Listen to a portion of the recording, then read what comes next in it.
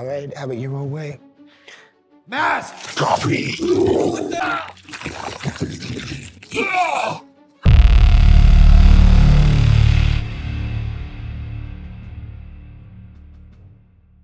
We are Venom. Where is he? Oh, yes! There you are.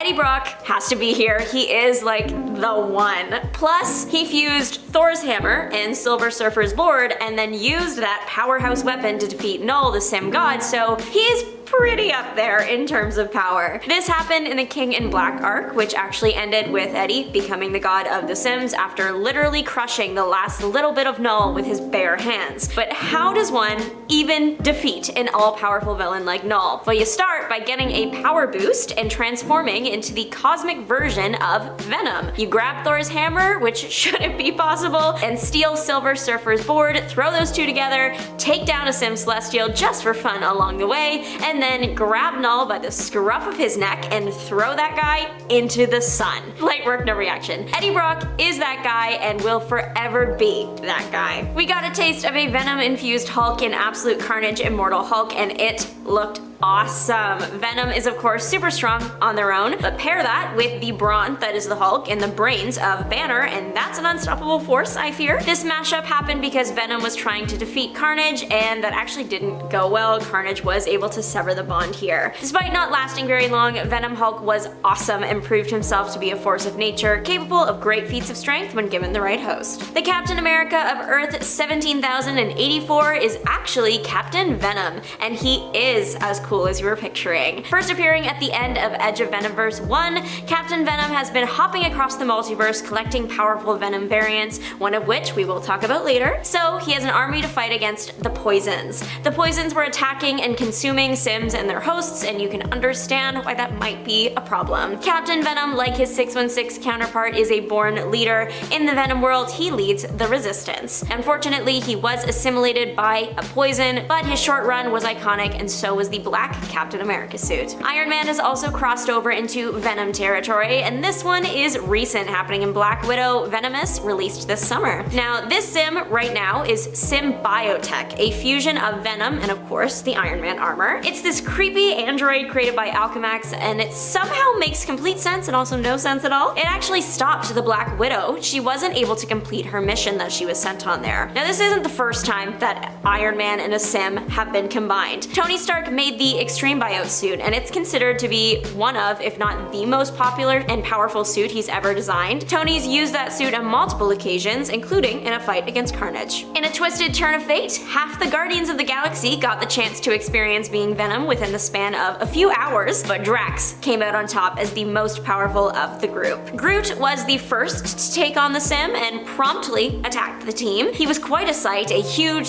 towering figure with Venom tree branches coming out. Fortunately, the Guardians were able to work together and expel the sim.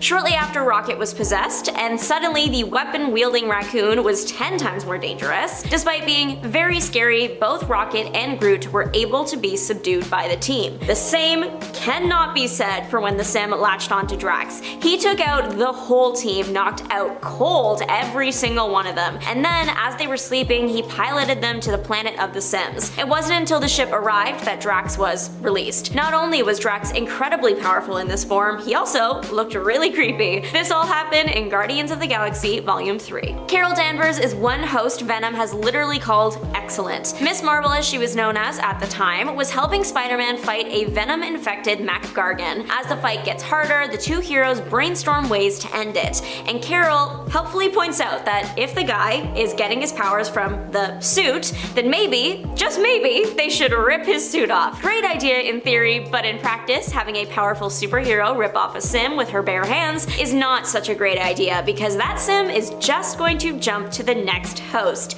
and that was Miss Marvel. Venom really liked having Miss Marvel as their host due to her vast amounts of energy. Now we have a flying, supercharged sim on our hands that is seemingly leaking cosmic energy everywhere, so that's fun. Thankfully, Spider-Man was able to break the pair apart quite quickly by pushing them onto an electrical pole. Thor became the God in Black back when he venomized himself in Thor Volume 6, Issue 28. Thor had been fighting Darkoth, who was already attached to a sim and had his own dark version of Thor's hammer, so the God of Thunder was pretty evenly matched, if not at a disadvantage, and we can't have that, so Thor suggested to Eddie Brock, who was also there for the fight, that he combine with his sim in order to gain the upper hand. Eddie agreed, and the God in Black was born. Through the help of some fiery illusions, Thor was able to defeat Darkoth, and the sim fled the scene to go cause problems somewhere else. Peter Parker, another classic, very powerful Venom host. Peter is so strong in both the mental and physical departments. Like, mentally speaking, he still gets up every day to fight for the city after all the mental strain it's put him under,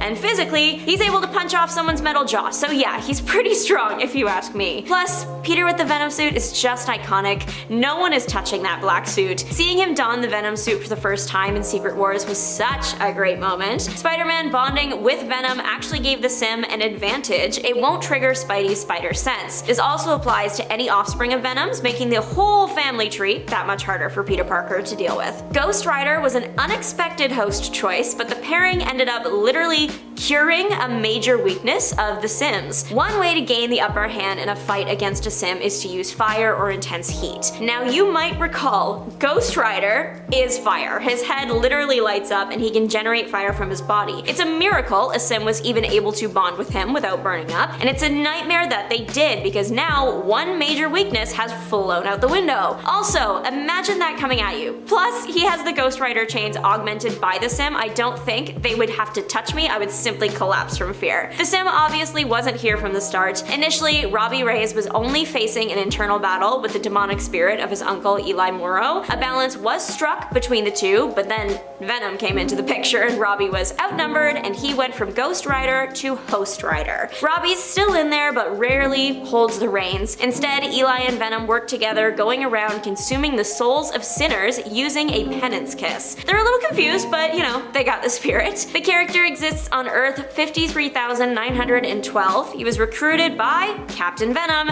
and was apparently based on a variant cover done for Ghost Rider Volume 8. Now, what could possibly make a Sim stronger than literally fixing a major weakness? Well, it's doing that, but also bonding to Red Hulk. Marvel was wild for this, but it was also really cool. In Venom Volume 2, Issue 13.4, dreams came true in the form of a Venom Red Hulk Ghost Rider mashup. So now, not only is Venom immune to fire again, he also has all the strength of the Hulk. Now things had to get pretty bad to warrant a Ghost Venom Hulk. The reason the opportunity even arose was because the underworld had taken over Las Vegas, and Blackheart, the Demon Prince, was destroying everything. Combining the powers of all three heroes did end up saving the day. Unfortunately, this mashup didn't last very long, but just knowing it's possible is enough. Killmonger had his own sim called Injuraka, named after Eric Killmonger's Wakandan name. Eric became a warrior for the intergalactic empire of Wakanda, but the Emperor started getting the vibe that Eric wanted to overthrow him. To stop this from happening, he sent Eric on a mission he hoped he wouldn't come back from, as the place was crawling with shadow people, Cronins, and of course Sims. That backfired so hard, it's crazy. Not only did Eric survive, he managed to find the one Sim that he could bond with because they shared a mutual hatred of the Emperor. That's kind of funny, sorry. The bonded pair did in fact put an end to the Emperor and then became the new Emperor. Eventually, you know, the bonded pair got in a big fight with T'Challa, and at the end of it, Eric was caught in an explosion of a planet's core. The body for Eric died, but the soul survived because the Sim survived and carried it with it. There was a resurrection ceremony, but he did still die in the end. There was a moment when he was ridiculously powerful though. The Sim on its own made Eric powerful, giving him advanced everything like speed and strength and reflexes, stamina, also a healing factor, matter generation abilities, and shapeshifting. The true power of the Sim unlocked when he drained the powers of Bast. That's right, the child of Ra, Black Panther goddess, so he was truly overpowered for that era. Deadpool has been around the block, so to say, too many times to count. In every sense, this man has done everything in the Marvel Universe, including bonding to a Sim. Agent Deadpool was the name taken on here, and he first appeared in 2020 on Earth 1051. To fight the Codex Hive, the Sim Soldier program was created, and Deadpool, of course, bonded with a Sim because of it. Agent Deadpool has very similar powers to Venom and powerful regeneration abilities because he has the Sim's regeneration and Deadpool's regeneration. He was also decked out with lots of spikes and weapons. Rascal was originally an offshoot of Bed bedlam that was left to Kang the Conqueror, off to a great start there. Then the sim was sent to the 21st century on Earth 616 and hybridized with a Carnage sim sample. Then he was stolen, kidnapped by Dylan Brock and Venom, and offered to Normie Osborn so Normie could help Dylan rescue his dad.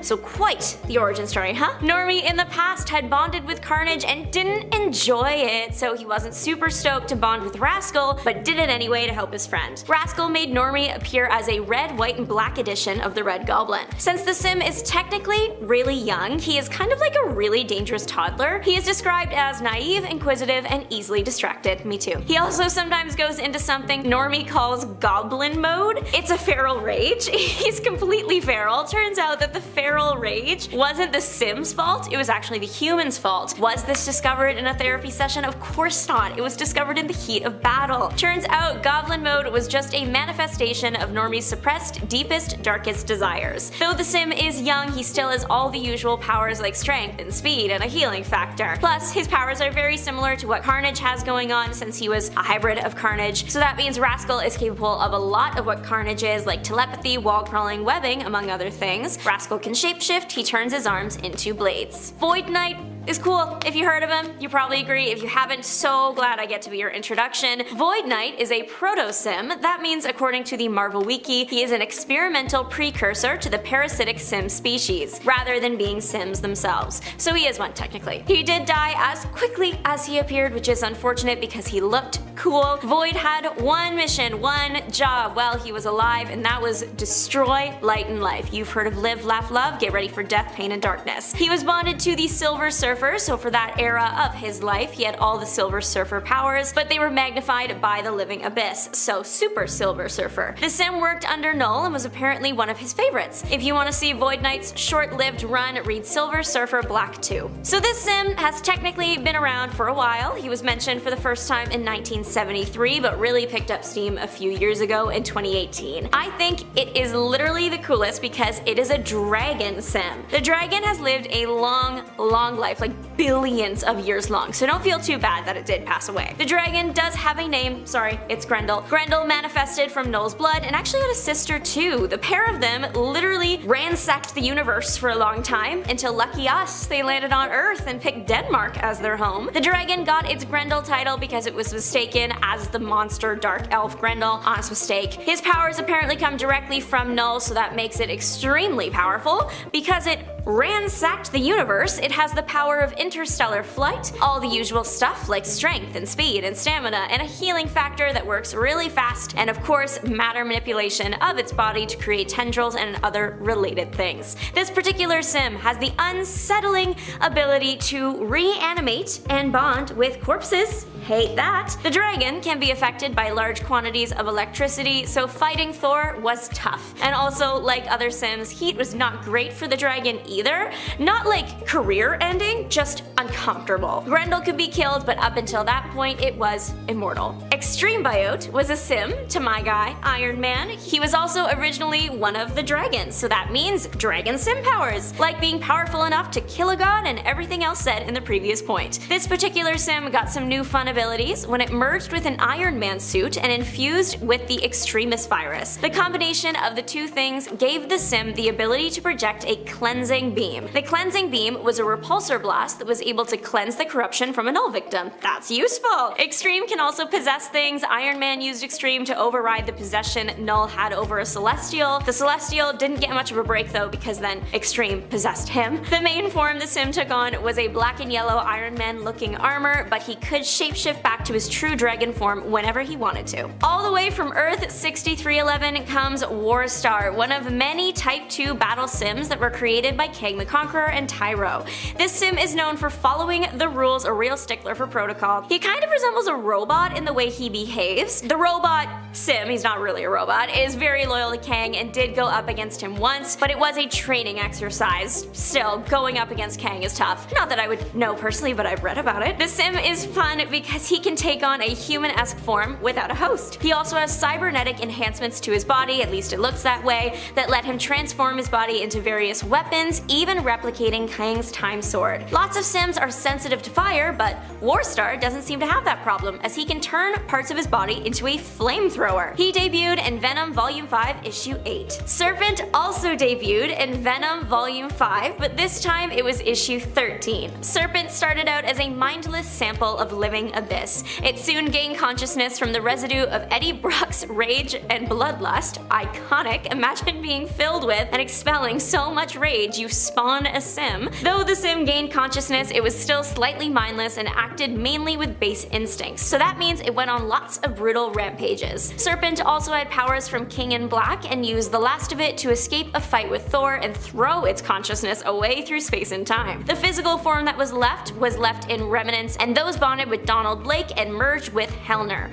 So this sim has the powers of King in Black, your average sim, and Hellner at its disposal at one point or another during its chaotic lifetime. The name Serpent shows in the thing's face. It can generate fang jaws and a long serpent-like tongue to chomp on enemies. Silence is the sim debuted in Extreme Carnage Phage, and they are a hybrid, creating using the biological data from Scream and the Anti-Venom serum. I love that the sims are Scream and Silence. I think that is such a good idea. Silence has a personality, good for her. Since she is a hybrid, she possesses the powers of Scream and Anti-Venom. So that's the usual strength, speed, agility, regeneration, but also from the Scream side of the family, trichokinesis, and from the Anti-Venom side of the family, presumably the body cleansing. The sim seems to be obsessed with suffering and making it stop by any means necessary, leaving only silence. According to Marvel.com, Misery is literally the newest sim in the Marvel Universe. She was introduced in Cult of Carnage Misery 1, and that happened almost 1 year ago. It's almost her birthday. Alchemax decided to study Carnage offshoots and expose them to Anti-Venom. Delicate work. Unfortunately,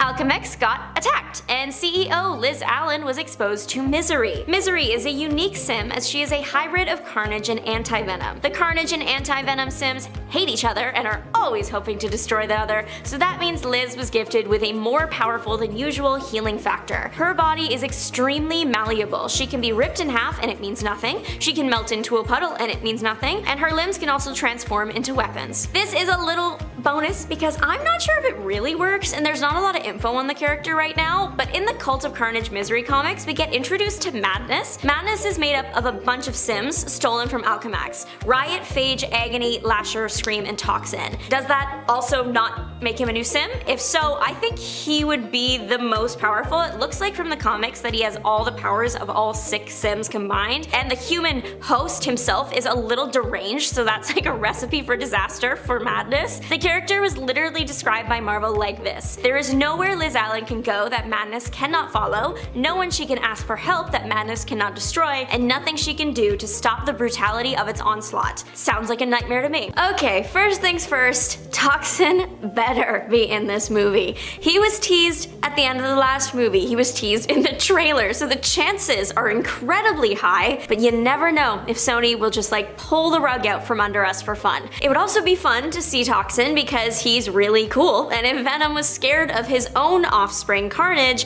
how is he going to feel about what is probably Carnage's offspring? We will see how much inspiration the movie takes from the comics, but in the comics, Toxin is the 1000th sim in his lineage. He is considered the most dangerous sim kind of around and did bond with Mulligan, so that's the same between the comics and the movie. What is different though is Carnage fights Toxin, and it's implied that Carnage is done for in the second movie. He could be brought back, you never know. Toxin, like Venom, learns to be a good guy from being partnered with a host that wants to be a good guy. Will they keep that for the movies? I hope so, because Mulligan seems like a pretty good guy. I want Anti-Venom in the movie because I feel like the people of Earth just like deserve to have a couple major diseases cured after what they are going to go through in that movie. I think it would help rebalance population levels if the images in the trailer are anything to infer from. Anti-Venom in the comics has the kind of story that might be tough to fit in a movie, but I would love to see them try. Eddie and Venom were separated, but there was still some traces of Venom left in Eddie's body because, think about it, of course there were. Those traces went pretty much undetected. They weren't really bothering Eddie. What did end up bothering Eddie was cancer. He developed cancer and went to see Martin Lee to get it cured. Now, Who is Martin Li? Li is the good alter ego of Mr. Negative, a supervillain that has a healing touch. That healing touch accidentally caused the remains of Venom and Eddie to fuse with his white blood cells, and then we got Anti-Venom. He is not like other Sims, he is mindless, so Eddie takes the wheel. Anti-Venom is also a healing Sim. He produces antibodies that cure diseases, and I think the people of Earth deserve that. They have been through a lot. I have absolutely no idea how they would bring Anti-Venom into the Venomverse, but that's not my problem. The writers can figure that one out. What I could figure out for the writers is how to bring in Flexo. I think Flexo would fit into the Venom movies just fine, but maybe not as like a character. In the trailers for the new movie, we see some interesting facilities, some named, some unnamed. I think it would be cool if one of them just like happened to be Area 51 or adjacent to that, like Eddie mentioned in the second movie, and in Area 51, Flexo is there, or there is info about Flexo there. Flexo was a Sim that appeared in the 1940s. He was a blob found in a meteor by the Williams brothers. They were scientists, which was convenient, and they initially thought that Flexo was just like a living rubber, so they fashioned the blob into a robot-looking remote-controlled hero. I know what you're thinking though, doesn't a Sim need a living host? I was also confused about this, but it turns out that some don't actually need to attach to a person. They can just exist on their own, and attaching to a host is just more convenient and would make them more powerful. So I think it would be interesting in the Venomverse for Eddie to end up in like Area 51 or a facility for whatever reason and learn the government has been covering up Sims on Earth since the 40s. Plus, Flexo is a little goofy guy, just a bit, and the Venom movies kind of lean into comedic aspects, so Flexo wouldn't be too out of the ordinary. Keeping with a similar theme, they could bring in Tyrannosaurus in a similar way. Tyrannosaurus was a Sim extracted from the dragon Sim Grendel, who we will get to, and attached to a soldier named Rex Strickland during the Vietnam War. Rex wasn't the only soldier subject to doing this. There was a whole program called the Sim Soldier Program. T-Rex was briefly under the influence of Null and was being very evil, but then he had a run-in with Wolverine. That resulted in the Sim being separated from Rex for a moment and attached to Logan, then separated from him and back in Rex. All that did was help the Sim realize that they wanted to be better. They were inspired by the inherent goodness and the want to do the right thing that Rex and Logan had. Rex eventually did pass, but the Sim was able to take his form and live like he were Rex the human. Venom 3 could either bring in this guy the same way I said with like Flexo, he's a random guy at Area 51, but also we don't know exactly who Chiwetel Ejiofor is playing yet, but he does kind of look like he's in the army. He's got a similar look to the character. Rex did go on a mission in the comics where he was tracking a Sim down, which that's what it looks like he's doing in the trailer. It would certainly be a major reveal and a plot twist. I think it would also be cool if they brought in Dylan Brock somehow. In the comics, Dylan Brock is the child of Eddie, Anne, and Venom. Challengers wants what Venom has. Dylan Brock was created kind of Jesus style, and I am being so serious. When Anne bonded with Venom, which happened in the first and second movie, the will of the Sim Hive caused the traces of the living abyss present in her to incarnate into a baby, creating a human Sim hybrid. Naturally, Anne was traumatized by not only giving birth to Venom Jesus, but also she did some bad things as Venom, so she did put herself 6 feet under due to the trauma of all of that. Currently, it's unclear if Michelle Williams is coming back to the series. I'm going to be honest with y'all, my roommate and I were shocked to see her there in the first place, but if she couldn't come back for the third installment, they could easily write her out using this story and set up Dylan Brock for future projects. Plus, in the trailer, we see a little boy, and who knows who that is. I would also love to see Agony and her siblings, Scream, Phage, Riot, and Lasher. They are the spawns of Venom taken from him forcibly, referred to as seeds. 5 seeds were taken, resulting in 5 new Sims. All the Sims were too young to control a host properly, so they bonded with various Life Foundation employees, becoming the Life Foundation's guardian Sims. It's important to note, though, that Riot already exists in Venom. He was the main villain in the first movie, so that does kind of ruin things for that one, but Sony can always just go from like a group of 5 to a group of 4. One Direction survived that change, so can the Guardians. Agony, specifically, that Sim is able to spit acid, among other things, things the Sims can normally do. I am going to be honest with y'all, I am putting a particular focus on wanting Agony in the new movie because she is pink. Technically purple, but she looked pink at the start to me, and I just really want to see a pink Sim on the big screen. She is really cool, don't get me wrong, but I'm just a girl. If I had a Sim, I would want it to be pink. Let me know in the comments which color you would want your Sim to be. It's unclear if some of Agony's other siblings have already appeared in Venom but went unnamed. We know Riot was in it, but the other two Sims in the movie were simply referred to as Yellow and Blue. Both Scream and Phage have yellow to them. It's unclear who the blue one would be, but they also could just be really random Sims that we don't know yet. However, if Yellow was Scream, then they could easily bring in Silence.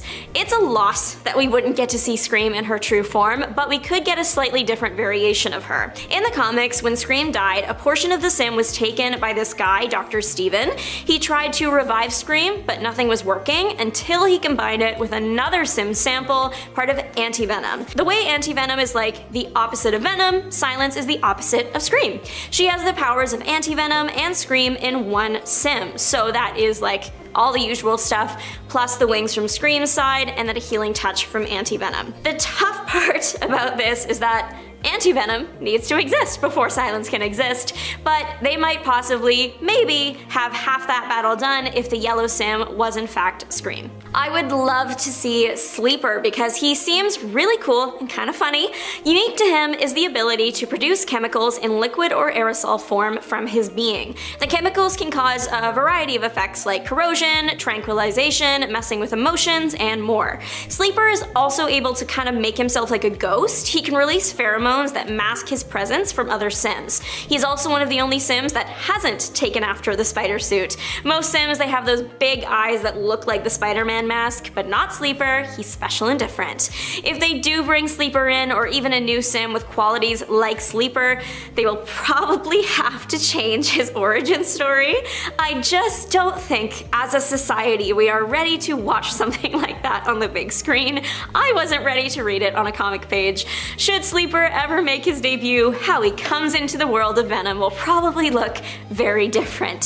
Sleeper is the 7th spawn of Venom, likely triggered into existence by the Grendel Sim awakening. At least that is the maker's theory. Speaking of Grendel though, I would love to see a Sim dragon on the big screen. Truly, I think that would be like the coolest thing ever should the CGI be good, assuming they use CGI and don't just get a real dragon.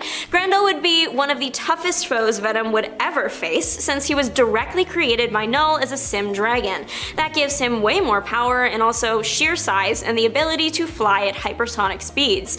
Plus, since he is a dragon, he has massive claws, massive fangs, and all the tendrils that we sometimes see Venom use. Grendel can and will reanimate corpses, which he did with Cletus. If I were Woody Harrelson and I was told that they could write me back into the movies as a dragon-possessed person, my answer would be yes. I don't care if the last movie was a flop. Grendel is one of the 2 dragons created by Null. The other was called Big Mother, and that one was made from Null's blood. Both went to Earth together and created a lair behind a waterfall in Denmark. Sounds beautiful. They of course started terrorizing the planet though, because what else would they do? While doing that, they were mistaken for the dark elf, Grendel, and his mother, which is how they got their names. Maybe a slightly more realistic addition to the Venomverse though, but still just as cool as a dragon, would be a cyborg Sim. In the comics, this is Scorn. Scorn was created when part of Carnage was experimented on by Michael Hall. He was creating hybrid prosthetic limbs that use Sim matter as circuitry, which would make it so the limbs could react to the person's thoughts the way that a limb normally would. A version of this prosthetic was created to replace someone's arm. It went really well at first, and then downhill from there. Carnage seized control of the prosthetic and deposited its spawn, Scorn, into the arm. The 2 things combined and became a cyborg Sim. Because this Sim is part machine, it can fuse itself with other machines and other weapons, and isn't that just so fun to deal with? Scorn is also able to communicate with all machines, cause machines to crash, exist within technology with no need to take a physical form, manipulate and change data in computers, just a bunch of things things that you wouldn't want a single sim to be able to do in today's society that relies so heavily on technology for almost everything we do in our day-to-day life. Chances are you're using some watching this video, but I guess we'll just have to wait and see if Scorn or any of the other sims on this list make the cut for the new movie. At number 10 is Kid Venom. Kid Venom is the newest addition to the symbiote roster, making their debut in Marvel's unaliving of the Venomverse limited series, and with his upcoming origin story set to release early 2024. This unique character was created by the talented manga artist Taigami, also known for Unsung Hero. Kid Venom's origin story takes us back to 10th century Japan, where a brave warrior named Kintaro is determined to protect his village from the mysterious symbiote attacks. But here's where it gets a twist. To defend his people, he bonds with the symbiote himself, known as Clinter, becoming the sensational Kid Venom. Sorry, I'm at the very top. Now with incredible powers and wild abilities, Kid Venom faces off against the ferocious Carnage. The clash between these two symbiote powerhouses promises to be an action-packed showdown in the page unaliving of the Venomverse. At number 9 is Hybrid. Not the usual hybrid we're used to, but this one is the hybrid symbiote in conjunction with the Maker. So if you're unaware, in the world of Marvel Comics, the symbiotes have always been a source of intrigue and danger, but the Maker hybrid takes things to a whole new level. Imagine combining the twisted genius of Reed Richards from the Ultimate Marvel Universe, where he's evil, with the powers of not one, but 4 Life Foundation symbiotes. We got Riot, Phage, Lasher, and Agony. And that's what we get with the Maker hybrid. See, the Maker is known for his sinister intellect, and he's already a formidable villain on his own. But when you add the symbiotes into the mix, you get a nightmarish creature with the elasticity and brain power of Mr. Fantastic and the ferocity of the Carnage. It's not your friendly neighborhood Spider-Man villain. He's a menacing force that poses a threat even greater than the Carnage himself. This all came to be when Cletus Cassidy's chaotic plan threatened those who've bonded with the symbiotes. And so Peter Park and Eddie Brock sought an unlikely ally, the sinister Reed Richards from the Ultimate Marvel Universe, also known as the Maker, in a bid to create a machine capable of safely extracting the symbiote codex from previous hosts. However, evil Reed wanted to test the thing out on Dylan against his will, and the dude wasn't having it, releasing the Life Foundation symbiotes, leading to the birth of the monstrous new hybrid. If you're enjoying the video so far, you can support the channel by pressing like, subscribing to Top 10 Nerd, and ringing that notification bell. At number 8 is Madness. The Madness symbiote is a fusion of the hybrid symbiote we just talked about, plus Scream and Toxin, minus the Maker. Madness is made up of the Life Foundation symbiotes in a new mix and match form unlike any other. So the story goes that when a group of billionaires attempted to create a new society, they acquired the 5 symbiotes to guard it: Agony, Phage, Riot, Lasher, and Scream. Additionally, a strain of the Toxin symbiote was also held by Alchemex, along with a bunch of other symbiotes, but they're not important for the story. Thus begins Madness's origin story, as all 6 of these symbiotes were stolen, merged together, and bonded to Corwin Jones to form Madness. From the acid-fleeing Agony to Lasher's ability to possess multiple beings at once with its organic lashes, the art shows of how the multicolored symbiote retains the differing personalities of its constituent parts. But when Madness was ultimately defeated by Misery, aka Liz Allen, who, if you haven't heard of, definitely stick around, the Madness symbiote was recovered and bonded to a brain-dead human cyborg by the Life Foundation to create an obedient super soldier, giving us the Symbiotex Madness offshoot. This host was later unalived by Spider-Man, leaving the symbiote strain to be secured once again by Alchemex. At number 7 is Sleeper. Meet Sleeper, the 7th spawn of the infamous Venom symbiote. Sleeper's origin story is a tad bit different from the brain-hungry Clintar you might be familiar with. Concerned that early bonding might turn it into a monster like the other symbiotes, Venom and Eddie Brock decided to let Alchemex study it non-invasively. Despite its youth, Sleeper has got quite the personality, a bit smug to be honest. It boasts about its superiority thanks to its nurturous upbringing, and has a soft spot for Dr. Stephen's music taste. But don't get on its bad side because it's quick to anger and fiercely protective of its parent. Sleeper's not just a pretty face though. He wields chemokinesis, the power to manipulate chemicals, induce emotions, and all the other symbiote powers including cloaking itself. It's a hero in its own right, looking out for Eddie's son Dylan and going to great lengths to protect him. At number 6 is the Scorpion Symbiote that we've all been waiting for. This slimy character made his debut when Lee Price infected Mac Gargan, who was already no stranger to symbiotes thanks to his time as Venom. Price's experience merged the remnants of the Venom symbiote with Gargan with the piece of his own Maniac symbiote, giving birth to a green and black Scorpion symbiote that mirrored Gargan's iconic Scorpion armor look. Under its influence, Gargan went from literally trembling in fear to embracing the power he craved. This new symbiote was one tough cookie, taking on Spider-Man and Agent Anti-Venom in a showdown. However, it met its doom in a rematch against Agent Anti-Venom, leaving Gargan symbiote-less but not defeated. The legacy of the Scorpion symbiote doesn't end there though. Gargan's obsession with symbiotes led him on a wild ride. He even went as far as to become the soldier for the Anti-Symbiote Task Force, all in the hopes of bonding with a Venom symbiote once more. But the universe had other plans. Dark Carnage came to town, leaving Gargan paralyzed, and yet he somehow managed to snag yet another Scorpion suit. What's truly fascinating here is the impact on Gargan's personality. The symbiote didn't have a voice, but it awakened something deep within him, making him succumb to his addiction to symbiote power. At number 5 is Madame Venom. In Extreme Venomverse number 3, we're introduced to Madame Brock from Earth 31913, a symbiote variant that's an absolute game changer. She seamlessly blends classic Venom traits with fresh ideas and a touch of Madame Web's mystique, offering a unique take on the character. We also get to talk about Webslinger here, a cowboy Spider-Man from the same reality. After a chance encounter in a small town, he befriends Edna Brock, aka Madame Venom. She's not your average Venom variant. With her whip as her weapon, she embraces the lethal protector ideology, adding a new layer to the character. Madame Brock's design is a fusion of Venom's monstrous appearance with a classical western twist with that black veil of hers, making her a visual standout. But the most exciting part is Madame Brock's connection to the web of life and destiny, which could make her a key player in multiverse level events.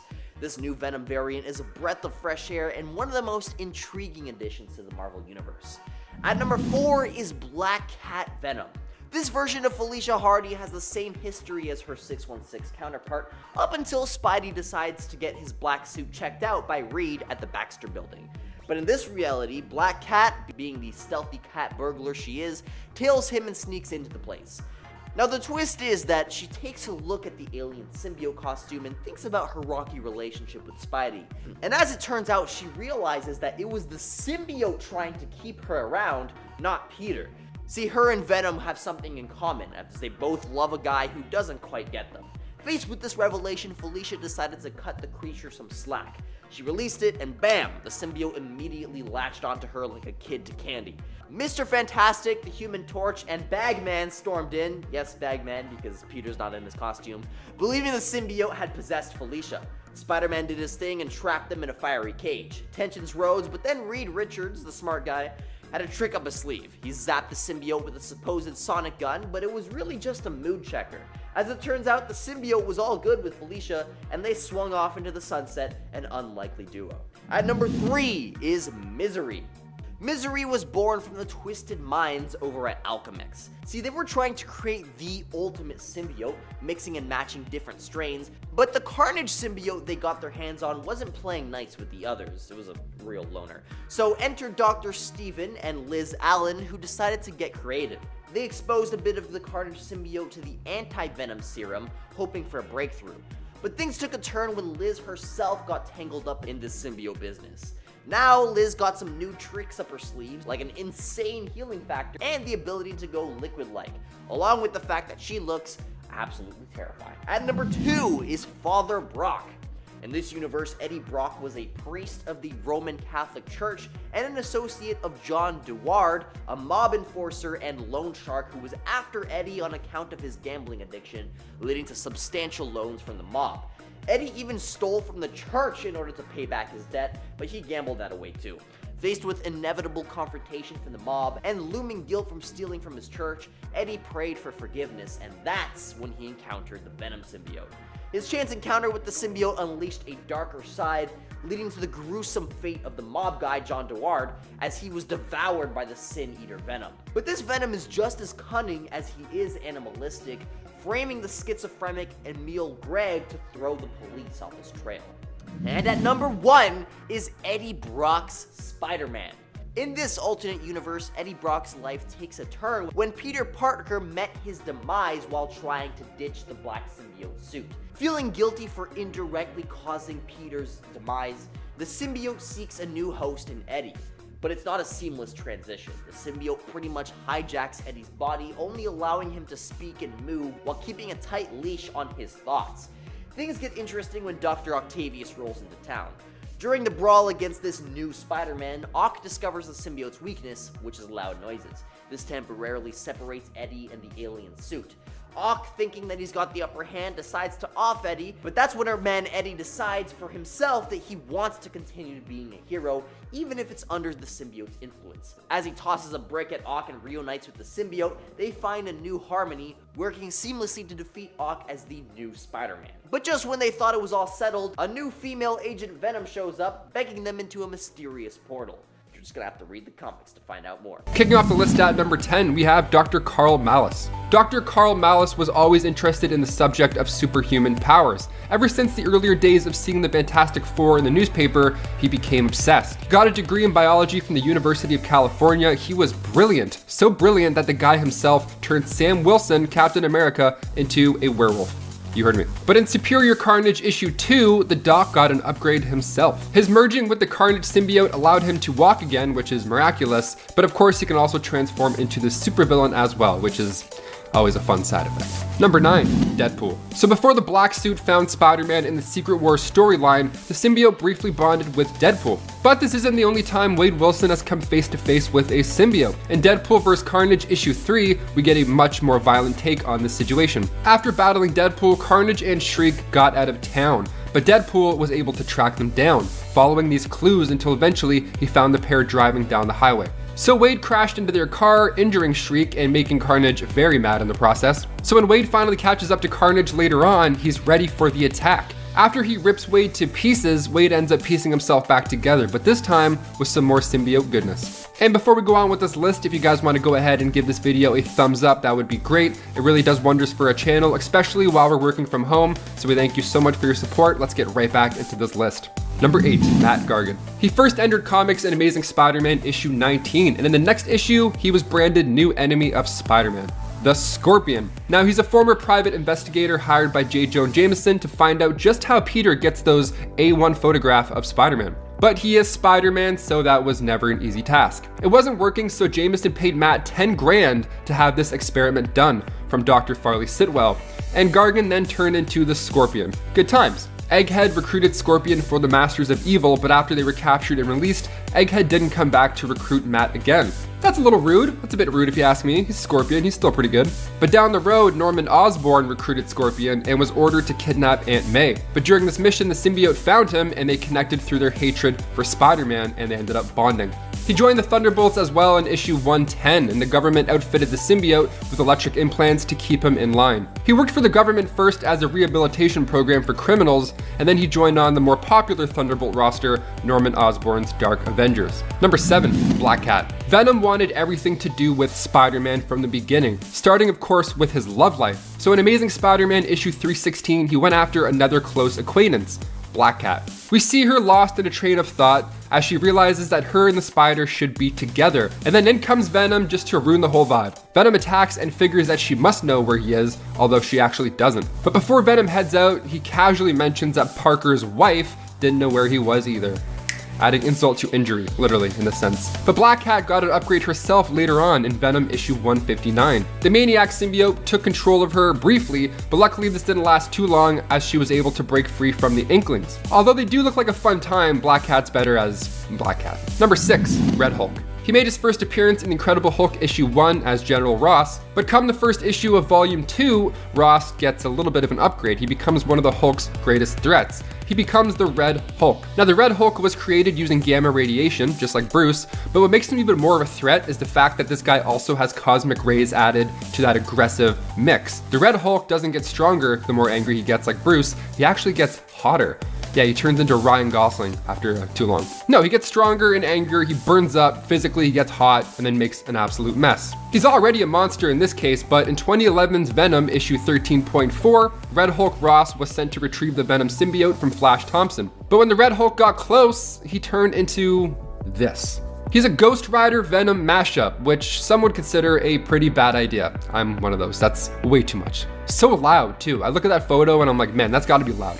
Number 5, Carol Danvers. In 2010's Siege Spider-Man run, we meet up with the Avengers, and at this point, they've gone to Asgard to take back the world from Osborn. Now, Spider-Man, of course, joins the battle, which is great, but he's doing more of a groundwork type scenario. He's not up in the sky, he can't fly, so he's working stuff out on the ground. The fight begins above Broxton, Oklahoma in Asgard, and Venom is just laying waste to everybody at this point. And then Spider-Man comes in with the quips, and then after falling down to Earth, Carol Danvers comes to the rescue, reminds Peter where the fight truly is. Up there. He says he's more of a Street Fighter guy, that the Avengers are better off in the sky, and then when Carol asks about Venom and how his powers come from the suit, she goes for the impossible. She straight up shoves her arm down his throat, and once the symbiote is free, it then attaches itself to Carol. And then we have this ultimate badass creation. Venom loves it. He says Carol is his new favorite superhero. Flying does have its perks, I'll admit. Number 4, Groot. I am Venom. I am Venom. A family favorite when it comes to the MCU is, of course, Groot. We catch him as a clumsy adult in the first Guardians movie, then we catch him as a clumsy child in the second Guardians movie, and then by the time Infinity War rolls around, the little dude became a teen, even giving up his branch to create Stormbreaker. But a version I hope we never see on screen is Venom Groot. Now this happens in Guardians of the Galaxy issue 21. The Guardians trap the symbiote in after a daring mission with Gamora luring it out. Things are fine at this point, it's working, until Groot is asked to hand Rocket the thing with the thing on top. So Groot's like, that thing? With that thing on top? Sure. This seems to complicate things because Groot has no idea what he's talking about, so he grabs the symbiote and accidentally sets it free. And before Rocket even knows it, it's consumed Groot.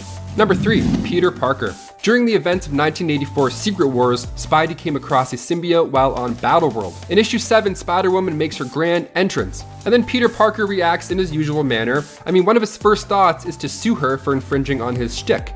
Fair, more than fair. But he clocks that she just tossed a boulder as easily as he could, which is strange, because he's a superhero. In the next issue, he gets an up-close personal look at this new black suit Spider-Woman was rocking. And now we have a new costume for Spidey. How lovely is that?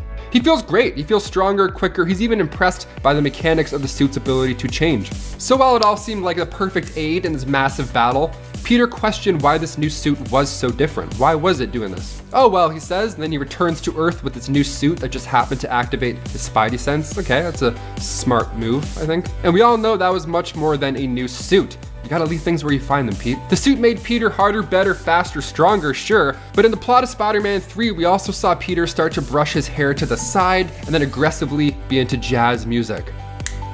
He's snapping and pointing at people on the streets, all aggressive like. You can't let the symbiote mess with your head. We have a whole movie that explains why it's a bad idea.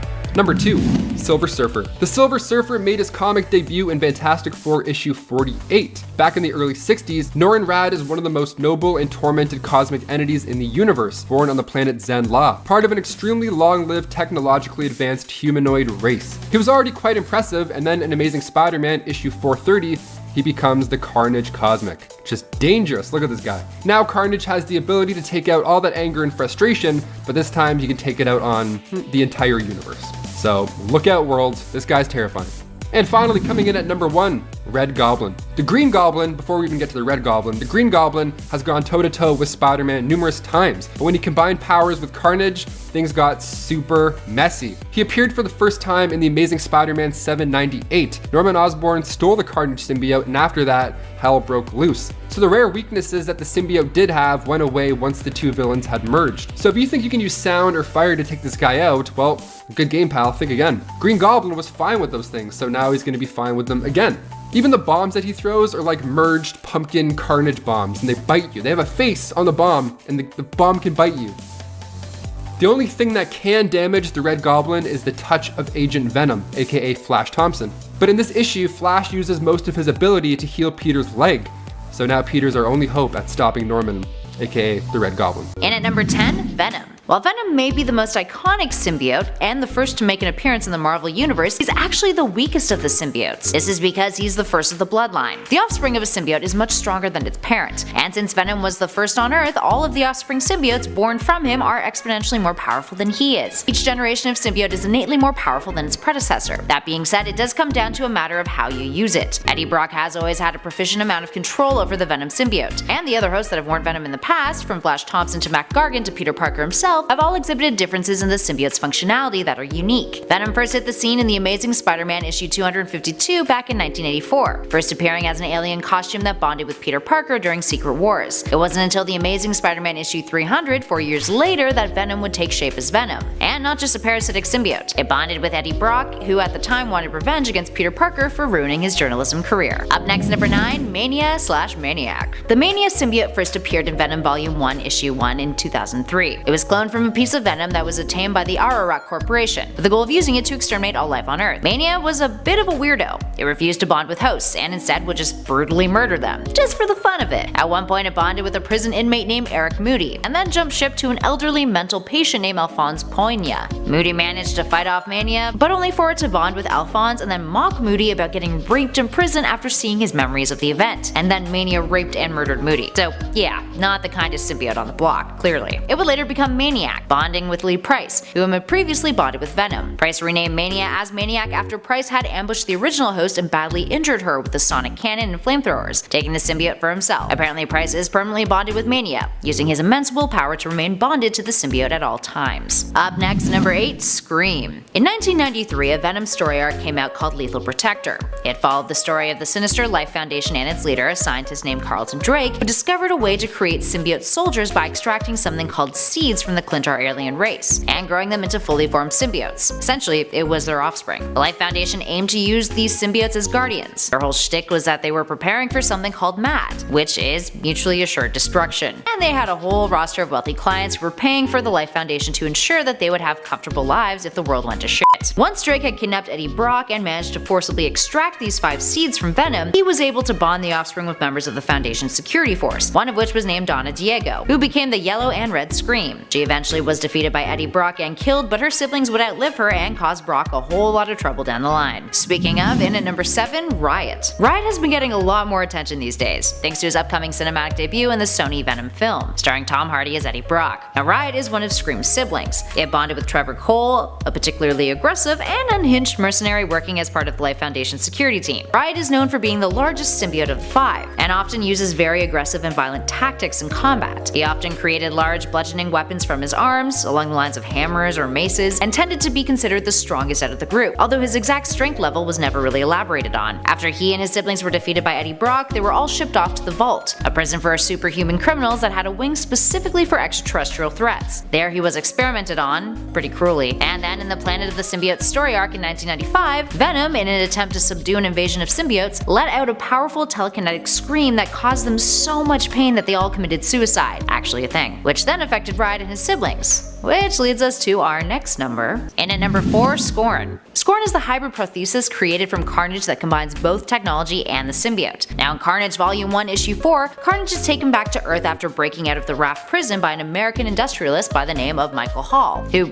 then locks up Cletus Cassidy and uses the symbiote to create new suits of armor. Carnage breaks out of its containment, bonds with a psychiatrist named Tanis Knives, but then things get a little weird. Carnage leaves his own offspring within Knives' prosthetic arm. Knives is horrified by this, cuts her arm off, but then later would rebond with it, becoming Scorn. Scorn is essentially a techno-hybrid, a machine symbiote who is able to fuse itself with different kinds of technology and mechanical weapons, which most definitely came in handy, no pun intended. And at number 3, Anti-Venom. Anti-Venom first debuted in the 2008 story arc New Ways to Die in the Amazing Spider-Man 569. Now at the time, Eddie Brock was not bonded with Venom. He had had cancer, and he got a job at a soup kitchen. His boss, a man named Martin Lee, aka Mr. Negative, had a healing touch, which then cured Brock of his cancer. So when Venom came along and tried to rebond with him, Brock's skin became caustic to Venom, causing him to be enveloped in a new white symbiote created from the remnants of Venom, which then merged with his white blood cells that were charged thanks to Mr. Negative. Anti-Venom's got a slew of standout abilities. When Brock was the host, he was immune to fire, heat, and sound-based attacks. Anti-Venom also has a neat little nifty healing ability. He produces antibodies that can cure things like diseases, radioactivity, parasites, and the effects of drugs. Whenever he's around Spider-Man, he cancels out Spidey's powers. Now that being said, Anti-Venom does come with his own unique weaknesses too. Concentrations of Norman Osborn's super venom via Freak's DNA makes it incredibly vulnerable, and if touched by Mr. Negative, his healing abilities can become void. Brock would later sacrifice the symbiote to cure people from the Spider Island virus though. Moving on to number 2, Toxin. Toxin, being Carnage's offspring, has been long considered the strongest of the symbiotes. Now Carnage was disgusted by his offspring and hated it, especially since he knew he would become stronger than he was. With Carnage being his father, this makes Venom his grandfather. Now Carnage tried to kill Toxin, whereas Venom tried to protect it, the intention of raising it to become his partner, but was also a little bit concerned about Toxin since he was the 1000th symbiote of their line, and feared that he might go insane due to a genetic breakdown. Now Toxin can also do some pretty cool stuff. He has inherited the abilities of his lineage, like sticking to walls and the ability to shift his identity. He can blend into his surroundings to become practically invisible and undetectable. He has unlimited webbing, and he can form solid weapons from his limbs. But in addition to that, he has a much more accelerated healing ability compared to his father, exceptional tracking abilities, and prefers to not take over the host's minds. Rather, listens to their opinions instead. He has a stronger resistance to heat and sonic-based attacks too compared to Carnage, and has a venomous bite. And finally, in at number 1, Null. Null is not only the newest symbiote to debut in the Marvel Universe on this list, but also the most powerful, all thanks to who it's bonded with. He's the god of symbiotes.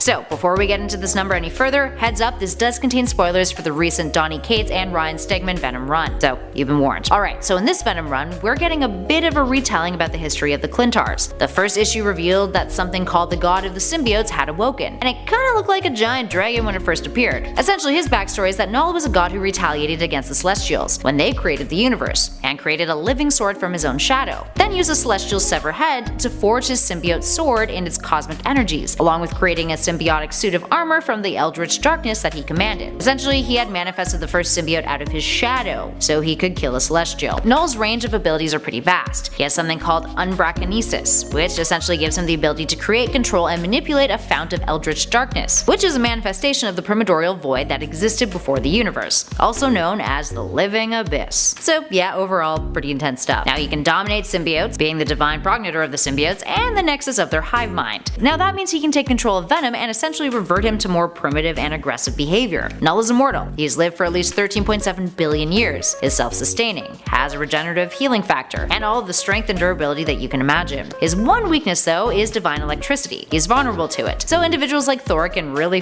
him up real good, temporarily destabilizing him. He made his first appearance in the Amazing Spider-Man 252. Venom was initially attached to Peter Parker, aka Spider-Man. The symbiote made him stronger than he already was, which is pretty incredible. But before the symbiote bonded with Peter, it briefly attached itself to Deadpool. When the symbiote bonds with somebody who already has powers, it can be quite the show. But if you don't have powers and the symbiote decides to leave you, well, you can literally get left mid-air. Like Angela Fortuna, for example. Now, because Angelo didn't have any superpowers to begin with, this probably didn't feel too good when he landed. So today we'll be counting down some symbiote hosts who could pack a punch already. I'm Taylor McWaters, welcome back to Top 10 Nerd. Here are the top 10 most powerful symbiote hosts. Let's do it. Kicking off the list at number 10, we have Dr. Carl Malice. Dr. Carl Malice was always interested in the subject of superhuman powers. Ever since the earlier days of seeing the Fantastic Four in the newspaper, he became obsessed. Got a degree in biology from the University of California. He was brilliant. So brilliant that the guy himself turned Sam Wilson, Captain America, into a werewolf. You heard me. But in Superior Carnage issue 2, the Doc got an upgrade himself. His merging with the Carnage symbiote allowed him to walk again, which is miraculous, but of course he can also transform into the supervillain as well, which is always a fun side effect. Number 9, Deadpool. So before the black suit found Spider-Man in the Secret Wars storyline, the symbiote briefly bonded with Deadpool. But this isn't the only time Wade Wilson has come face to face with a symbiote. In Deadpool vs. Carnage issue 3, we get a much more violent take on this situation. After battling Deadpool, Carnage and Shriek got out of town, but Deadpool was able to track them down, following these clues until eventually he found the pair driving down the highway. So Wade crashed into their car, injuring Shriek and making Carnage very mad in the process. So when Wade finally catches up to Carnage later on, he's ready for the attack. After he rips Wade to pieces, Wade ends up piecing himself back together, but this time with some more symbiote goodness. And before we go on with this list, if you guys want to go ahead and give this video a thumbs up, that would be great. It really does wonders for our channel, especially while we're working from home. So we thank you so much for your support. Let's get right back into this list. Number 8, Matt Gargan. He first entered comics in Amazing Spider-Man issue 19, and in the next issue, he was branded new enemy of Spider-Man, the Scorpion. Now, he's a former private investigator hired by J. Jonah Jameson to find out just how Peter gets those A1 photograph of Spider-Man. But he is Spider-Man, so that was never an easy task. It wasn't working, so Jameson paid Matt 10 grand to have this experiment done from Dr. Farley Sitwell, and Gargan then turned into the Scorpion. Good times. Egghead recruited Scorpion for the Masters of Evil, but after they were captured and released, Egghead didn't come back to recruit Matt again. That's a little rude. That's a bit rude if you ask me. He's Scorpion, he's still pretty good. But down the road, Norman Osborn recruited Scorpion and was ordered to kidnap Aunt May. But during this mission, the symbiote found him and they connected through their hatred for Spider-Man and they ended up bonding. He joined the Thunderbolts as well in issue 110, and the government outfitted the symbiote with electric implants to keep him in line. He worked for the government first as a rehabilitation program for criminals, and then he joined on the more popular Thunderbolt roster, Norman Osborn's Dark Avengers. Number 7, Black Cat. Venom wanted everything to do with Spider-Man from the beginning, starting of course with his love life. So in Amazing Spider-Man issue 316, he went after another close acquaintance, Black Cat. We see her lost in a train of thought as she realizes that her and the spider should be together. And then in comes Venom just to ruin the whole vibe. Venom attacks and figures that she must know where he is, although she actually doesn't. But before Venom heads out, he casually mentions that Parker's wife didn't know where he was either. Adding insult to injury, literally, in a sense. But Black Cat got an upgrade herself later on in Venom issue 159. The Maniac symbiote took control of her briefly, but luckily this didn't last too long as she was able to break free from the Inklings. Although they do look like a fun time, Black Cat's better as Black Cat. Number 6, Red Hulk. He made his first appearance in Incredible Hulk issue 1 as General Ross, but come the first issue of volume 2, Ross gets a little bit of an upgrade. He becomes one of the Hulk's greatest threats. He becomes the Red Hulk. Now the Red Hulk was created using gamma radiation, just like Bruce, but what makes him even more of a threat is the fact that this guy also has cosmic rays added to that aggressive mix. The Red Hulk doesn't get stronger the more angry he gets like Bruce, he actually gets hotter. Yeah, he turns into Ryan Gosling after too long. No, he gets stronger in anger, he burns up, physically he gets hot, and then makes an absolute mess. He's already a monster in this case, but in 2011's Venom issue 13.4, Red Hulk Ross was sent to retrieve the Venom symbiote from Flash Thompson. But when the Red Hulk got close, he turned into this. He's a Ghost Rider Venom mashup, which some would consider a pretty bad idea. I'm one of those, that's way too much. So loud too. I look at that photo and I'm like, man, that's gotta be loud. Number 5, Carol Danvers. In 2010's Siege Spider-Man run, we meet up with the Avengers, and at this point, they've gone to Asgard to take back the world from Osborn. Now, Spider-Man, of course, joins the battle, which is great, but he's doing more of a groundwork type scenario. He's not up in the sky, he can't fly, so he's working stuff out on the ground. The fight begins above Broxton, Oklahoma in Asgard, and Venom is just laying waste to everybody at this point. And then Spider-Man comes in with the quips, and then after falling down to Earth, Carol Danvers comes to the rescue, reminds Peter where the fight truly is. Up there. He says he's more of a Street Fighter guy, that the Avengers are better off in the sky, and then when Carol asks about Venom and how his powers come from the suit, she goes for the impossible. She straight up shoves her arm down his throat, and once the symbiote is free, it then attaches itself to Carol. And then we have this ultimate badass creation. Venom loves it. He says Carol is his new favorite superhero. Flying does have its perks, I'll admit. Number 4, Groot. I am Venom. I am Venom. A family favorite when it comes to the MCU is, of course, Groot. We catch him as a clumsy adult in the first Guardians movie, then we catch him as a clumsy child in the second Guardians movie, and then by the time Infinity War rolls around, the little dude became a teen, even giving up his branch to create Stormbreaker. But a version I hope we never see on screen is Venom Groot. Now this happens in Guardians of the Galaxy issue 21. The Guardians trap the symbiote in after a daring mission with Gamora, luring it out. Things are fine at this point, it's working, until Groot is asked to hand Rocket the thing with the thing on top. So Groot's like, that thing? With that thing on top? Sure. This seems to complicate things because Groot has no idea what he's talking about, so he grabs the symbiote and accidentally sets it free. And before Rocket even knows it, it's consumed Groot. Number 3, Peter Parker. During the events of 1984 Secret Wars, Spidey came across a symbiote while on Battleworld. In issue 7, Spider-Woman makes her grand entrance. And then Peter Parker reacts in his usual manner. I mean, one of his first thoughts is to sue her for infringing on his shtick. Fair, more than fair. But he clocks that she just tossed a boulder as easily as he could, which is strange, because he's a superhero. In the next issue, he gets an up-close personal look at this new black suit Spider-Woman was rocking. And now we have a new costume for Spidey. How lovely is that? He feels great, he feels stronger, quicker, he's even impressed by the mechanics of the suit's ability to change. So while it all seemed like a perfect aid in this massive battle, Peter questioned why this new suit was so different. Why was it doing this? Oh well, he says, and then he returns to Earth with this new suit that just happened to activate his Spidey sense. Okay, that's a smart move, I think. And we all know that was much more than a new suit. You gotta leave things where you find them, Pete. The suit made Peter harder, better, faster, stronger, sure, but in the plot of Spider-Man 3, we also saw Peter start to brush his hair to the side and then aggressively be into jazz music. He's snapping and pointing at people on the streets, all aggressive like. You can't let the symbiote mess with your head. We have a whole movie that explains why it's a bad idea. Number 2, Silver Surfer. The Silver Surfer made his comic debut in Fantastic Four issue 48. Back in the early 60s, Norrin Radd is one of the most noble and tormented cosmic entities in the universe, born on the planet Zen-La, part of an extremely long-lived, technologically advanced humanoid race. He was already quite impressive, and then in Amazing Spider-Man issue 430, he becomes the Carnage Cosmic. Just dangerous, look at this guy. Now Carnage has the ability to take out all that anger and frustration, but this time he can take it out on the entire universe. So look out, world, this guy's terrifying. And finally, coming in at number 1, Red Goblin. The Green Goblin, before we even get to the Red Goblin, the Green Goblin has gone toe-to-toe with Spider-Man numerous times, but when he combined powers with Carnage, things got super messy. He appeared for the first time in the Amazing Spider-Man 798. Norman Osborn stole the Carnage symbiote, and after that, hell broke loose. So the rare weaknesses that the symbiote did have went away once the two villains had merged. So if you think you can use sound or fire to take this guy out, well, good game, pal, think again. Green Goblin was fine with those things, so now he's gonna be fine with them again. Even the bombs that he throws are like merged pumpkin Carnage bombs, and they bite you. They have a face on the bomb, and the bomb can bite you. The only thing that can damage the Red Goblin is the touch of Agent Venom, aka Flash Thompson. But in this issue, Flash uses most of his ability to heal Peter's leg. So now Peter's our only hope at stopping Norman, aka the Red Goblin. Guys, those are just a handful of powerful symbiote hosts, some scarier than others, that's for sure. But let us know in the comments who else you'd love to hear from, that we can get around to those as well. We love hearing your suggestions. I've been your host, Taylor McWaters. Thank you so much for joining us on Top 10 Nerd, and we'll see you next time. Stay safe.